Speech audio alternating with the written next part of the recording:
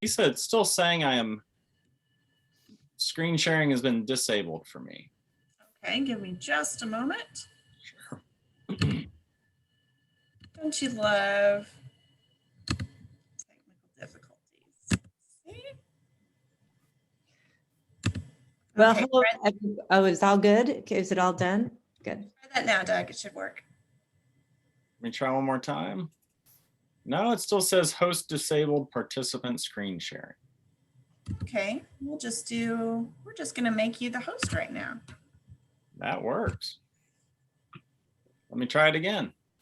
Okay. Yes, that will work for me. Awesome. Let me click share. I'll go full screen for me. Okay, you should be able to now see our title screen. We can see it. All right, Ellen, you ready? I'm ready. Let's go. Let's start talking.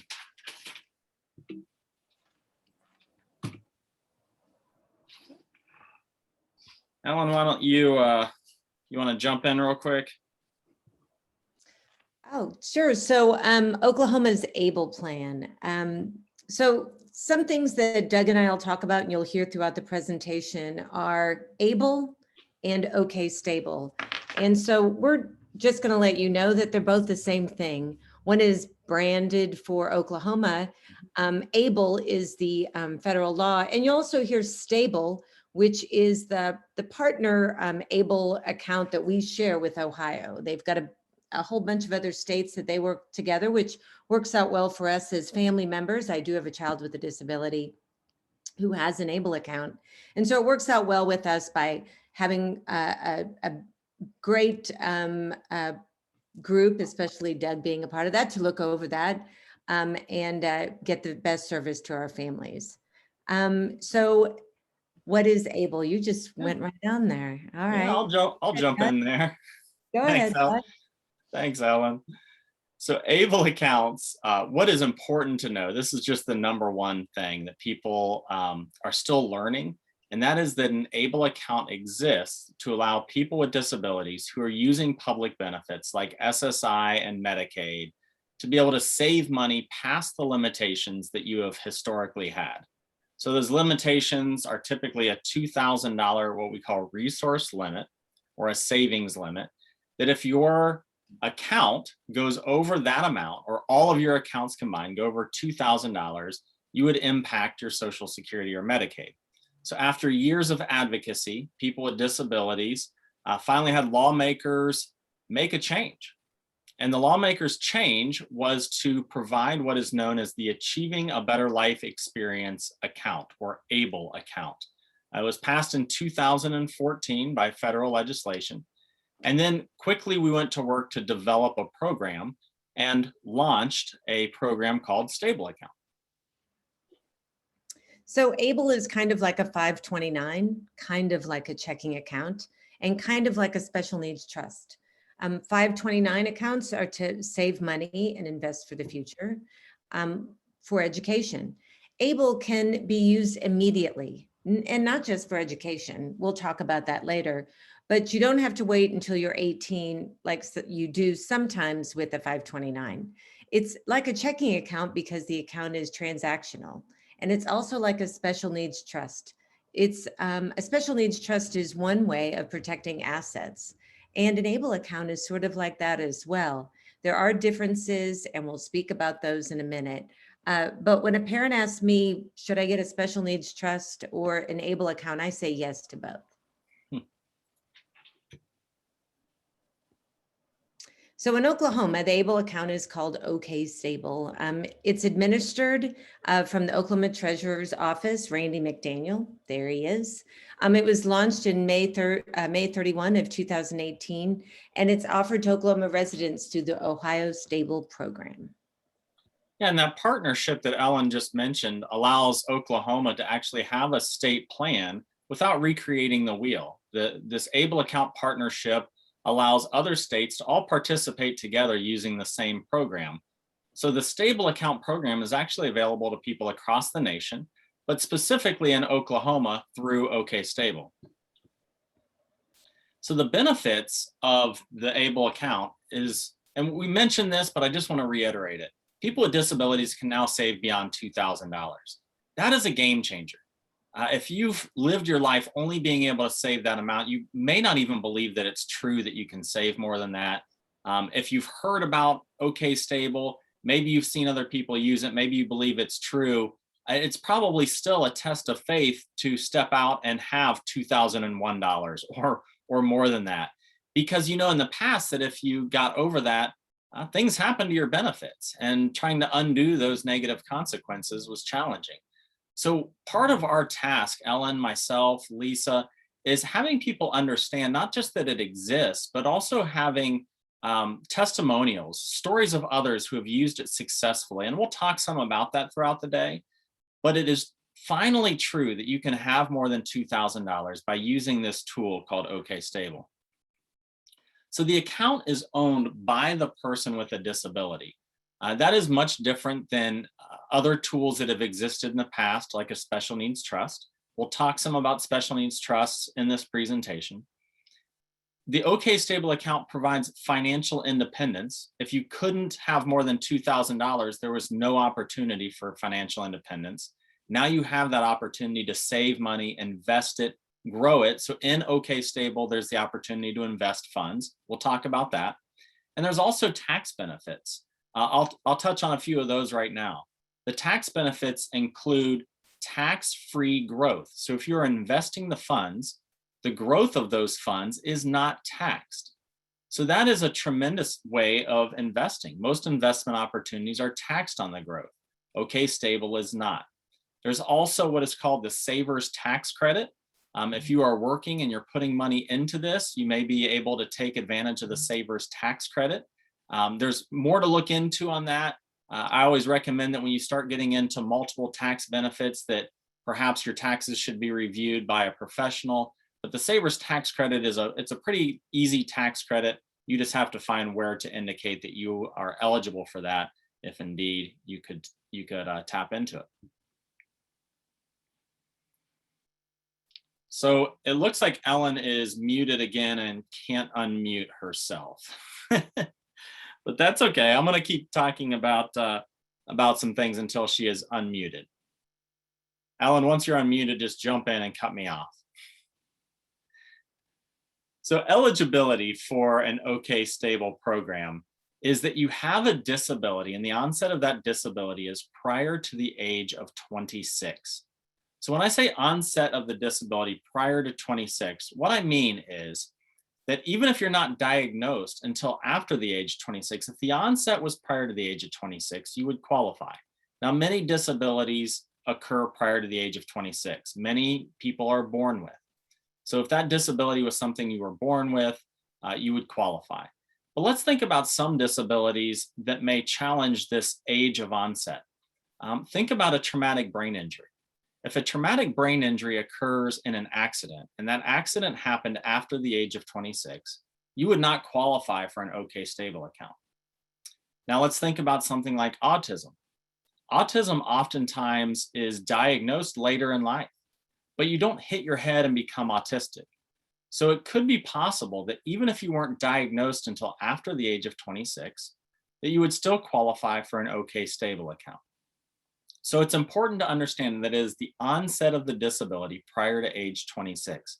Now there is some federal proposed legislation. It's proposed right now. It's been reintroduced at both the House and the Senate on the national level.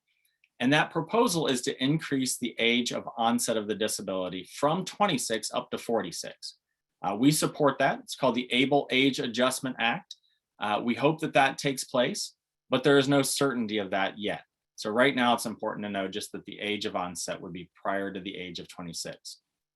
Now, if you have that disability onset prior to the age of 26, any one of these following three criteria would determine your eligibility. One is that you are eligible to receive SSI or SSDI. So if you're already receiving those, you would qualify for a stable account. The next is any condition listed on Social Security Administration's list of compassionate allowances conditions. So oftentimes people think of ABLE accounts for people with developmental disabilities or DD. It is far broader than that. Even think of things like wounded warrior, mental health conditions, other medical conditions that would be disabling. So it is a very broad definition, and you can go to the Social Security's list of compassionate allowances conditions to see if your condition would qualify you for an ABLE account. And then finally, there is the self-certification process. And self-certification simply means that you have a marked and severe functional limitation that has been diagnosed by a licensed physician. So that's physical or mental impairment with a diagnosis by a doctor. If you have that, that is important that you keep that documentation on file, but it is not something that we ask you to submit. Right now, all of our ability with operating the program, administering the program, allows you to self-attest, telling us that you have this documentation if you need it, but not requiring you to submit it to us. So that is a great feature in the Stable Account program, which allows the enrollment to be very quick and easy for you. Now, this is for long-term disabilities, so disabilities that have lasted for at least a year or are expected to last that long. So it looks like we're still having some trouble. Just checked my messages, and audio is still trying to be worked out for Ellen. I'm just going to continue on if that's okay. I see Ellen's sign language. I don't think that she's a qualified sign language interpreter, or maybe I just can't interpret it. All right, unless I get any other notice, check my text messages. Oh, I am the host. I have to unmute Ellen. Okay, hold on just a moment. Let me see if I can figure out how to do that.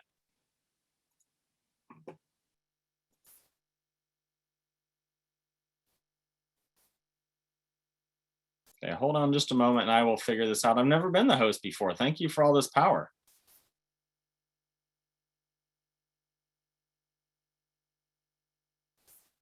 Sorry for the technical difficulties here, audience. We will make it through this. I do not see how to do that, co-hosts. I am quite certain that there's a way.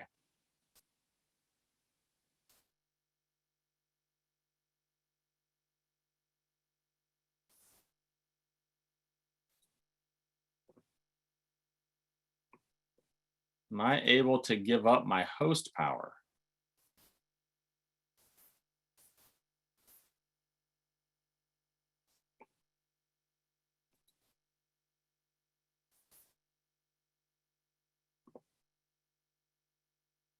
Okay, thanks for hanging with us, everybody. We're gonna get there. It's in the participant field, okay? Let me get, I'm there. Let me unmute.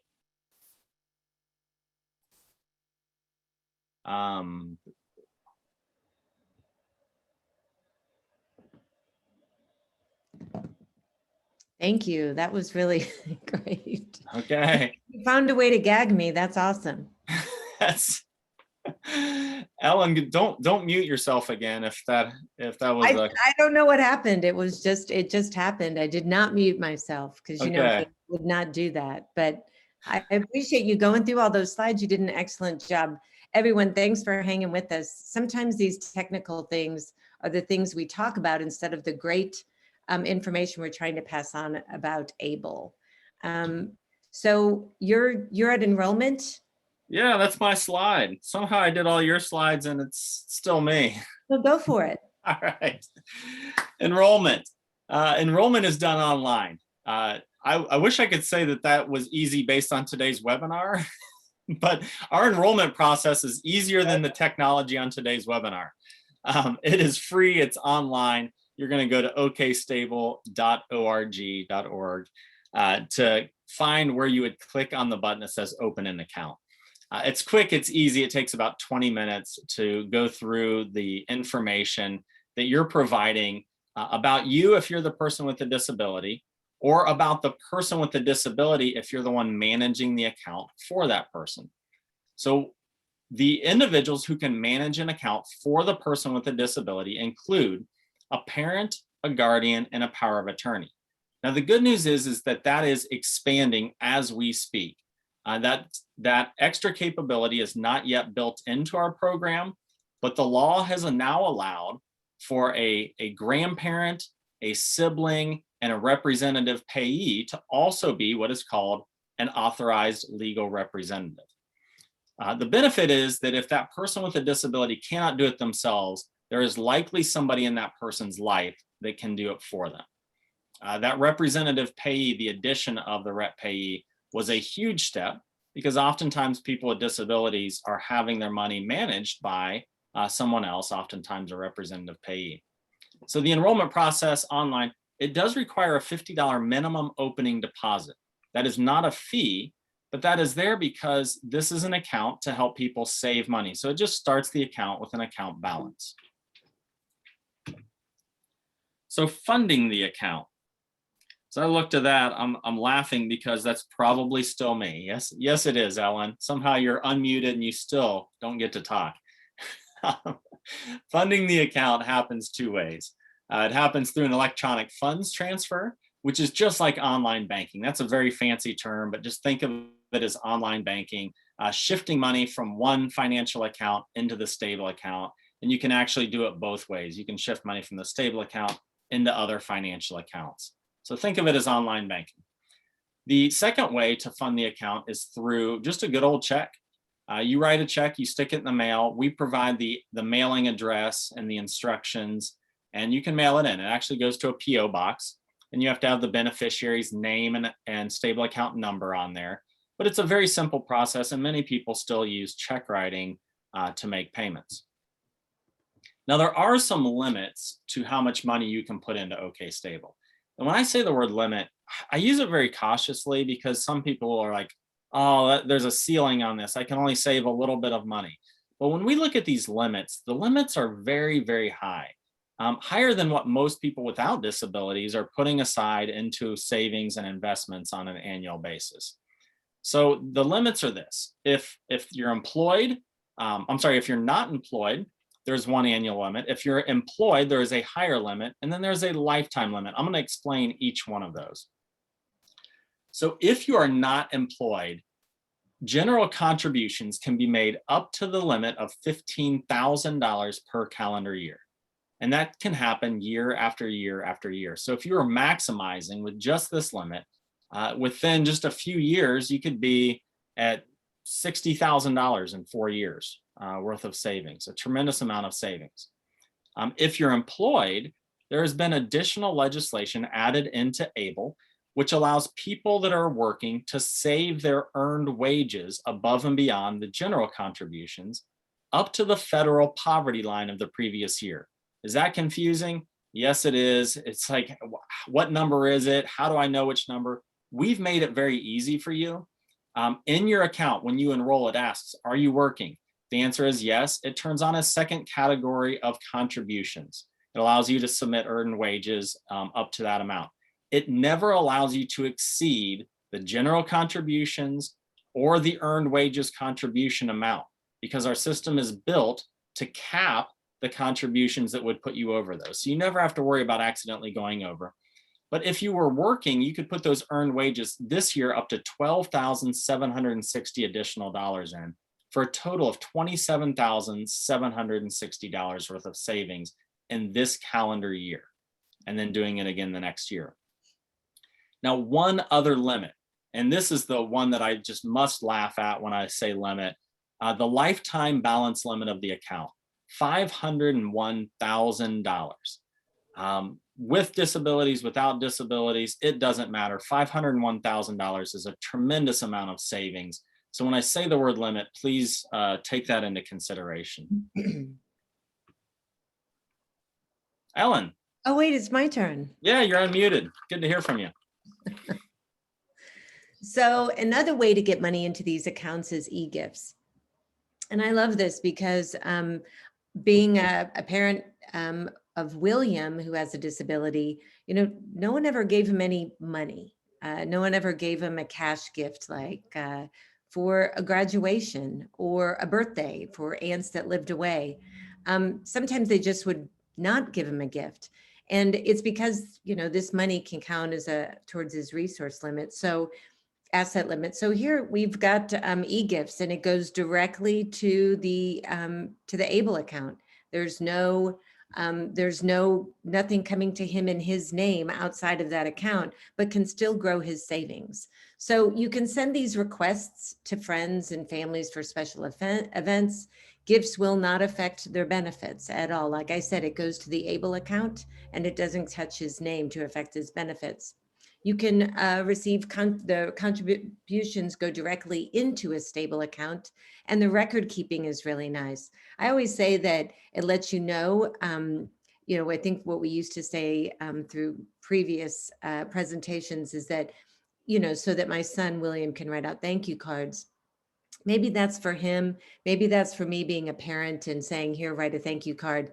But for me, those people that contribute money towards his ABLE account, those people are people that I can count on in William's life. Those that want to help him, whether not just with a toy or something, but actual savings, and knowing that this is what we're doing with this. Sending it through the email and talking about it, or having William put his dream in there about what he is saving for, people really kind of want to donate to that and give him a great life. So for that and the record keeping, that's for me. That's to those people that I know that want to remain in William's life. So in the account as well, there's such great options like investments. And I'm not going to spend a lot of time on this, but I will tell you that there are 4 different Vanguard mutual funds, low-cost investment tools as well. So BankSafe is the savings account option. The money is protected. It's not going to go up and down a lot, but it does gain some interest, but it's very small. And then the Vanguard options range from conservative to very aggressive, and specifics about these funds are on our website. So spending the money, it's important that once you have money in there, you know that it is yours to spend. And some people think, oh, this is the catch. Kind of like a 529 college savings account or a medical spending account. Like I have a very narrowed ability to spend, but that's actually not the case with an ABLE program. ABLE accounts allow you to spend money on anything that is for the person with a disability and helps to improve or maintain the health, independence, or quality of life of that person. It's beautiful. So, I love those words. I know we always, Ellen and I kind of celebrate that line, health, independence, and Ellen, quality of life. Quality of life. Yeah, because so many times in expense, maybe it's just about quality of life.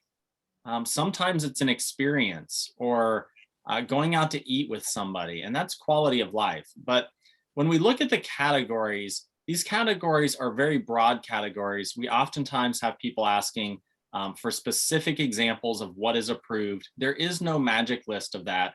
It really goes back to this definition of health, independence, and quality of life. But here's some examples. Housing and rent, basic living expenses, which includes food, transportation, and that could be public transportation, that could be purchasing a vehicle or modifying the vehicle, education, assistive technology, financial management, health and wellness, legal fees, and then my favorite box at the very bottom of the screen, and many more. Again, health, independence, and quality of life for the person with a disability. So, but we have to remember that the distributions have to be for the benefit of the person with the disability, which you said, which goes back to that sort of trust language. It's not for the benefit of the parents. It's for the benefit of the person with the disability, which is why I also love it, giving them that independence for their benefit. I know as a mom that I always think that I know what's right for him. And now that he's getting a little older and getting his own ideas, he's telling me that that's not definite, that's not what he wants. And I love that because now he's able to speak and he's got a little bit of savings to put up behind that as well. Mm-hmm. And then once you're ready to spend, here are the ways that you can actually get the money out. The first is to take money in the OK Stable account and transfer it back to a personal checking or savings account. So then you could spend it out of that checking or savings account just like you spend your other money. That way works. What I'll tell you, and I'm just honest because of my background serving people with disabilities, I know record keeping can be very important to people. The record keeping for OK Stable shows the transfer back to the checking or savings account, but then it doesn't show what it was spent on if you're transferring it back to that personal account. The next 2 ways allow you to track it throughout. So the next way is what we call the third-party bill paying. So it's just like online banking. If you have a need to pay a bill, you log onto your account, you tell us who needs paid, and we would pay that for you. So a landlord is a great example. You know that rent is coming due, you log onto your account. You have to allow enough time for processing and the mailing of the check to get there. So that if your rent's due tomorrow, don't log on today and expect that it's going to get there on time. But once you understand the rhythm of your monthly bills, you can easily set it up so that you can make this payment happen each month by logging in and saying to make the payment. Now we're working on more and more ways of automating that for recurring payments and some of those features. Those are forthcoming, but right now you have to log on and manually do that. And then the last way is what we call the stable card. So the stable card is a Visa card. You can use it any place Visa is accepted. The biggest thing to know about the stable card is that it is a loadable debit card, which means that the card is worth no money. You can't use it unless you log into your stable account, take the funds from your stable account or some portion of those funds and place it onto the card to be used. Now, why is that important? For several reasons. One is because a parent might be managing the account for a child. In Ellen's case, managing it for her son, but she knows that her son wants to go out and buy some things. Ellen sent me a picture of her son using his stable card at a convenience store. I celebrated when I received that picture because he got to go and purchase what he wanted with independence using his own card with his name on the card. That is just very empowering. But Ellen also knows that the account has a balance in there that maybe she doesn't want her son to have access to the full account balance. You know, let's say that there's $5,000 in the account. Some people might be learning money management, might not, without having the checks and balances in place, might go out and spend all $5,000. You don't want that to happen. So you load just the amount that you want onto the card and allow the individual to go out and make purchases up to that amount. Once that amount is gone, the card can be reloaded, but it's not worth anything until money is placed back onto the card. So it's a great way of providing access to funds, but having some controls. Now, for those who are managing their own account, you could put a very large balance on the card and have access to a large balance of money. So it works for both situations. So for SSI. Oh, so SSI considerations. So balances over 100,000 count as a resource. But SSI is merely suspended, not terminated. Now, Doug, we're not up to that limit yet, the 100,000, are we? No, right now, because of the annual limits that have been in place, no participant has been able to reach that limit. I'll also say that the average account balance right now is a little over $7,000. So okay, that, you know, ranges from the largest account balances to the smallest account balances to average out. But you can see where these accounts are really being used to protect that money over $2,000, but it's not being used for, you know, the wealthy family to leave $1 million to their child. That's not the right tool. And we'll talk about trust in a little bit. So yeah, nobody's there yet. So, but we've heard though, that if someone does get to $100,000, it's just going to be suspended. A lot of people are worried that they're going to have to go through that whole process again. And that's not what's going to happen. Correct, Doug? Right. Yeah. Your Social Security benefits would be suspended, not terminated. And if you spend your stable account back below $100,000, so taking money out and using it, you would still qualify for your SSI payments to be reinitiated or start over again without having to apply for them. Now, again, that has not been tested with Social Security yet. We'll get there eventually. Somebody's account balance will reach that, and we'll celebrate, but we'll also have to do some testing with Social Security. But it's nice that Social Security is aware of it. So they've been given enough years, so they know that it might be coming. And so for parents that were really in the beginning when we were first talking about this, we're really nervous about that.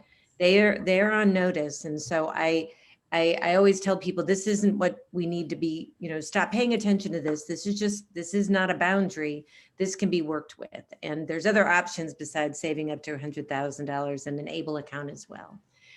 So number two, if you hold on to the money from one calendar month to the next, then housing expenditures count as a resource. So spend the money in the month that the money is pulled out of ABLE account. And this goes back to some old policy or something, right, Doug? Yeah, it's interesting because Social Security, I like to make fun of them sometimes, probably because I don't work for them and so I'm allowed to. But sometimes rules are made up and I really don't understand the reasoning behind it. This one is only about housing. Any other money that you take out of your stable account, you can hold on to the next calendar month and it still counts as ABLE funds. But for housing, if you take it out during one calendar month, you need to spend it the same calendar month to pay for your housing expenses. So now that too, sometimes people go, well, that's it, I can't do that. But that's just another one of those boundaries to let parents do, maybe move forward to do something different. This is an easy fix. You write the check or you pay the landlord in the same month. Or maybe you can talk to the landlord and say, will you take it on the 2nd instead of the 1st? Whatever. It's an easy fix. ABLE's not a boundary. And then SSI is based on income and assets. We've all had services or applied for services that are based on sort of these resource limits. It does not reduce countable income. So you can save money from employment, but countable income still counts. And you know how many questions from parents I've had about that about number 3. Yep. People, what they know is if they work, the more money they earn, the more their public benefits, their SSI, can be reduced. What I say to that is congratulations. Yes. I would love, living wage is something that we're all working towards, right? Exactly. So it's a good thing. It's really a good thing. If the account holder passes away, this is another common area for questions. What happens to the money that's in the account? So we don't say these things to confuse people. We say it to be just, full disclosure on what is happening to the money that you own in a stable account. If the account owner passes away, the money in the account becomes a part of the estate. And what that means is that the estate has the ability for Medicaid to place what's called a lien or to seek the money from the stable account for the value of Medicaid services that have happened since the account was open. So to further explain that, if you've had Medicaid over the last 20 years, Medicaid services, you open an account today and you pass away 10 years from today, you would owe for the value of services from today over the next 10 years. But not for the Medicaid services over the last 20 years that you've been receiving it. So there is some protection because Medicaid cannot seek for services provided before the ABLE account was open. Some of the other protections are that all outstanding qualified disability expenses can be paid, including funeral and burial. So funeral and burial are oftentimes a very large expense. And an ABLE account can pay for that after the person passes. So we have had some families say to us, well, if I have a large ABLE account balance, can I spend it all when my child dies for funeral and burial? The answer would be yes, as long as it's paying for funeral and burial. And they plan to have a very nice funeral and burial. Other families say, you know what, we have received a great amount of Medicaid services at no direct cost to the family. It's been funded through public benefits. So if my child passes away, any money that's left in the stable account can go back to Medicaid, and thank you very much for the services that I've been provided over my lifetime. So no matter which side of the coin you're on, we're not here to debate that. We just want to point out that the money in the account does have a Medicaid lien against it and can be recovered by Medicaid. So we have a process in Oklahoma working with the Medicaid office to see what the lien is, the amount that should be paid back, and to use the stable account to pay that if needed. And if not, then money remains in the stable account and the person gets to have that be a part of their estate and go through the estate process. Account cost. So there is a small amount that we have to pay for this service, just like all other accounts and savings accounts. Some are free. This one has some protections. So there's a small fee. So the monthly fee is $350. It was lowered. What was that? 2 years ago that they had said, okay, we're going to lower the fee.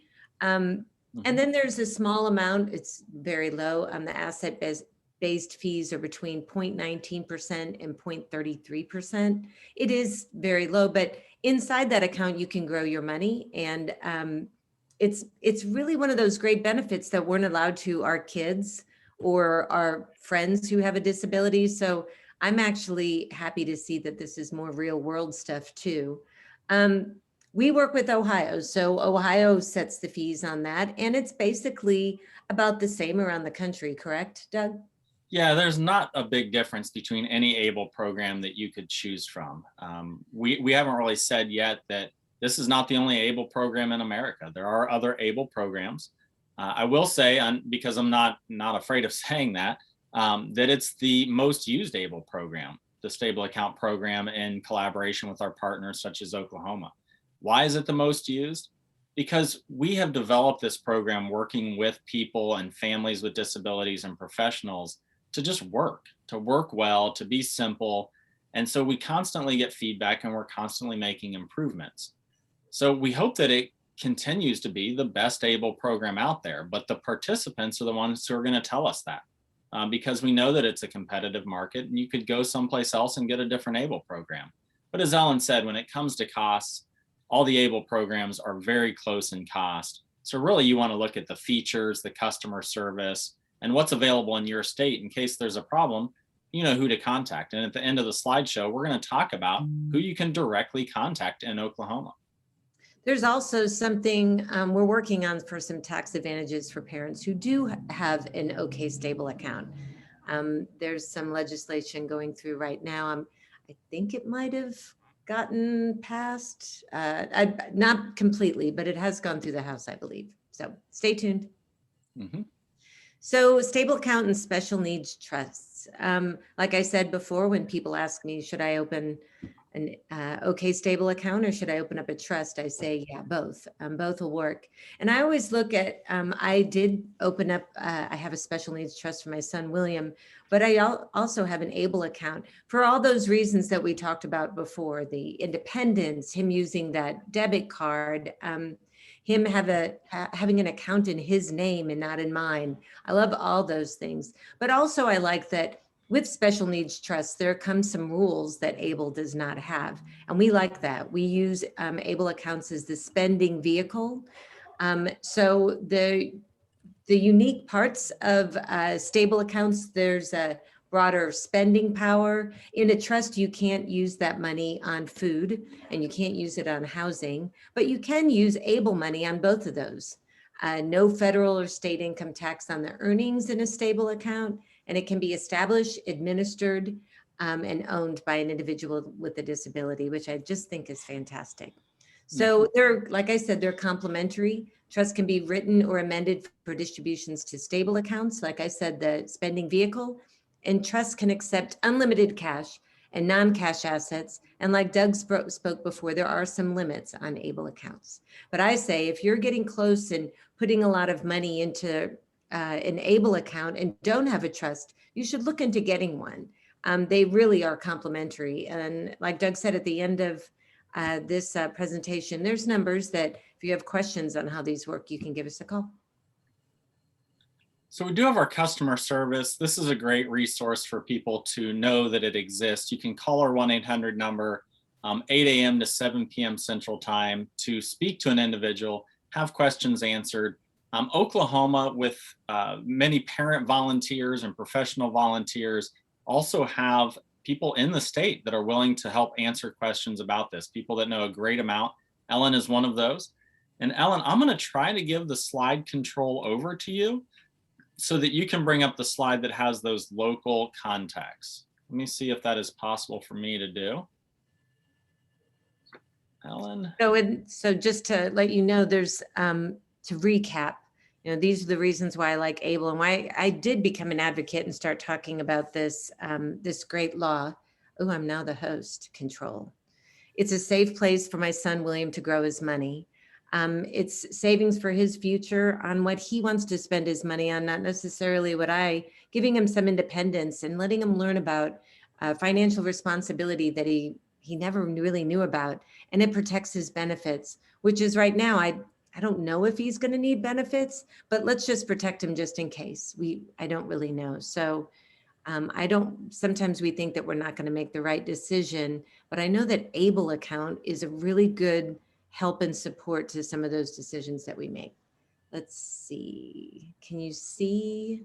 Ellen, while you're looking at that, I just want to remind those that are attending that if you have any questions for Ellen or Doug or for myself, if you will put those in the question and answer section, not in the chat, but in the question and answers, they'll be happy to answer those. We have, looks like about 10 more minutes to allow for question and answers. And Ellen, thank you. It looks like that you were able to pull up that slide with our OK Stable ambassadors. Did you want to say anything more about that? No, I just love all these people though. So Tim Allen, he is the deputy director at the state treasurer's office, and he's great. We really like him. He's accessible. You know, he will take questions, but he really refers all the questions to all the 4 other women that are viewed on his left. So Roseanne Duplan, who works for the Oklahoma Disability Law Center, fantastic. Wanda Felty, everyone in Oklahoma knows her name, and she has found enough time to be an ambassador. We thank Wanda for that. Angela Donnelly, she is the new job. I think I heard at Oklahoma Family Network, she got the development director. So congrats, Angela, and she's still finding time for us. And then myself is at the end. And you can call us at any of these numbers. We do these presentations, we do one-on-ones, we take phone calls to answer it. Any questions. We want parents to be really comfortable with this like we are. We're all parents. Except. Thank you, Ellen. So we do have a couple of questions in the chat. So one is asking if we'll be sending the slides in an email to them. It's online. All the slides that you see there is on okstable.org. So if you go, what is it in the corner? It says resources. And if you hit that and you go down, you'll find so many great resources. Before COVID, there were just probably 2 resources, the PowerPoint and a one pager. But now there's a bunch of webinars on there. You'll see the Doug and Ellen show with Wanda and Angela sometimes too. We've changed up this presentation to help families with CARES Act money. And so all those resources are on there, including all these slides. And I think there's I can't remember what else is on that resource tab. We keep changing it up. No, and thank you, Ellen. Another question is, someone was late joining and they asked, yes, this webinar was recorded and it will be posted to the Arc of Oklahoma's Facebook page later on today. Susan is asking if you can please show that last slide again with contact information. So Ellen, if you could pull that up. Hey, it looks like Doug's muted again, and it's me that has to unmute him. Oh my gosh, that's me because I'm host. I'm gonna. Okay, so there's the last slide. Thank you. And Ellen, while you're working on unmuting Doug, it looks like another question that we have. Just a moment. How is this different than the PASS program, PASS program? Yeah. Hey, I'm unmuted. Thank you, Ellen. I'll be happy to take that question about the PASS program. So the PASS program is a Social Security administered program where funds can be saved above the resource limit for a specific goal. It has to be a specific goal with a plan, and it can only be spent on that. So perhaps the individual wants to buy a car. Social Security will allow money beyond the $2,000 to be saved for that car, for nothing else. Once the goal is met, that PASS program is closed. So the biggest difference is really flexibility and access to funds. The stable account can also be used to purchase a car, and that using that hypothetical example. But if you chose not to purchase a car, or you wanted to use the money for something else, an emergency arose, or that money is yours, and you can spend it when you want, how you want, as long as it's a qualified disability expense. But again, that definition is so broad. The other thing is just the simplicity of use. Again, not to criticize a Social Security program. PASS program, it exists for a purpose, but it's a lot more difficult. And this one is a pretty simple program to use with more accessibility. So I think those are the best answers to the difference between PASS and stable. And the other thing maybe to bring up is that I don't know if we brought up the term spend down in this presentation. Have we? Did you bring that up, Doug? Not really. Because those are the two words that we don't ever want to see together or be able we really don't want to talk about that anymore. And so with the PASS program, you can't really just put, it's just for one purpose. And if it's closed, you might still be using that spend down, which means getting under that resource limit. Whereas with an ABLE account, it's always open. You don't really have to be saving for anything, but just in case, you don't have to buy something you don't need. What was that number how much are we up to in ABLE account money for Oklahoma that we've saved and not spend down? I just love flipping that. It's not just a savings. It's also that we didn't spend it on sometimes things we didn't need. I have friends with 4 recliners. They only need one. And so it's just looking at something in a different way. We're not just saving money. We're not spending money on stuff that we don't need. And I know that sometimes when we were talking about the QDEs, the qualified disability expenses, I like to say quality sometimes because some of those expenses that we used for the spend down wasn't quality. My son wants to go to Disney World. I do not want to go with him. So he is saving in his ABLE account for someone else to go with him. And so that's quality. That's quality for me. It's quality for him. And so without an ABLE account, he would be constantly not getting up to that amount to do that thing that he wants to do. Thanks, Ellen. We did have another question. I want to make sure we have time to answer because this is an important question, I think. Melanie asks, can one person be an authorized representative for more than one person in an ABLE account? For example, a representative payee within a company. Melanie, that's a great question. The answer is absolutely yes.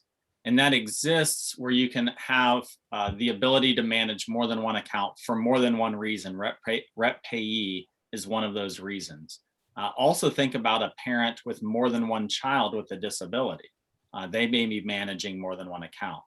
And also the way that we have structured it is that you can log in one time as the overseer of those accounts. So have one username, one password, and then see the multiple accounts that you are administering. So for a rep payee of an agency, we call that an entity authorized legal representative. It allows you to have, sometimes we have one person, one staff person in that role that's overseeing a dozen or more stable accounts, some far greater than that. You can then click on the account that you want to go into to make payments or contributions. And then when you're done with that account, you simply click on the next person and you can work on that next person's account. So it's really an easy tool to use. And we're happy to be able to serve in that role so that as a rep payee, you have the ability to, as Ellen said, not spend people's money down, waste it, get rid of it, but to save it when they have excess funds. Great. Okay, so we've got a couple other questions coming through. Marcia asks, these things relate to siblings whose sibling with special needs live with us, right? I don't have or need, a guardianship for my sister, but I want to do all that I can to take the best care of her that I can. Marcia, great question. This is a two-part answer, a now answer and in the very near future answer, because we are making changes. The regulations for ABLE accounts have been updated to allow a sibling to be an authorized legal representative. So we're making changes to the program where you see and interact with it, the online platform, that you could just indicate that as a sibling, you are administering the account. Currently, under the previous rules, it was just a parent, guardian, or power of attorney. So if you wanted to open up an account today, you could have your sibling with a disability give you a limited power of attorney. That form is on okstable.org on the resource page. There's a form you can print off, become the limited power of attorney to administer the stable account, and you're doing it as a POA.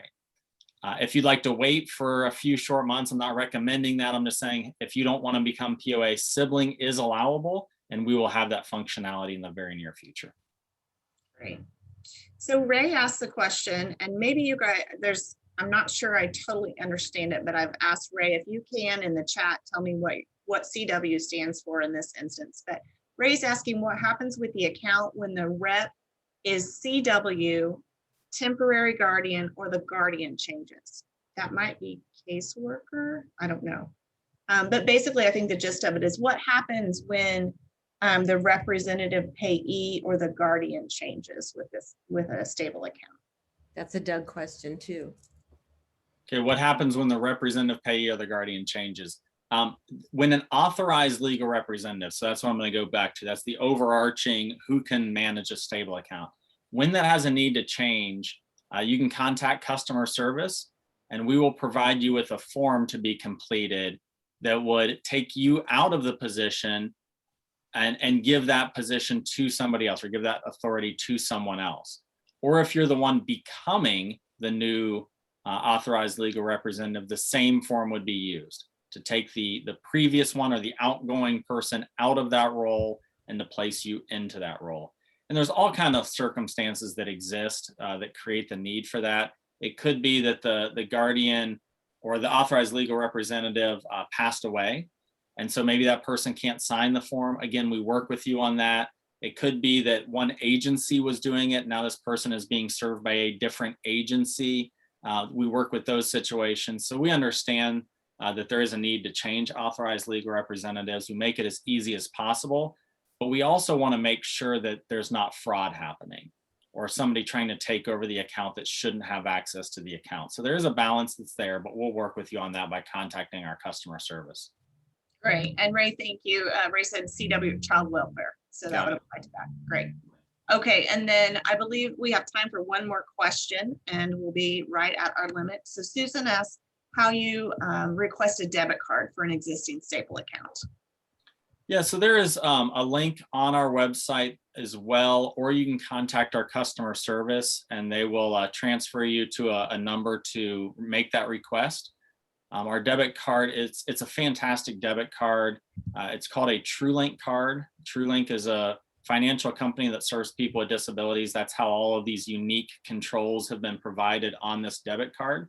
It's unlike any other debit card that you would have from a bank, but TrueLink would be happy to for you to contact them. But just call our customer service, ask for the debit card, or go on to the website, and that link is there in the resource.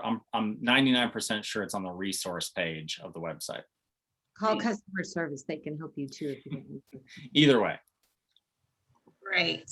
Well, it's time to wrap up. I just want to thank you, Doug and Ellen, for an excellent informative webinar today. I hope that this was very beneficial to our participants, and just want to thank you for joining us.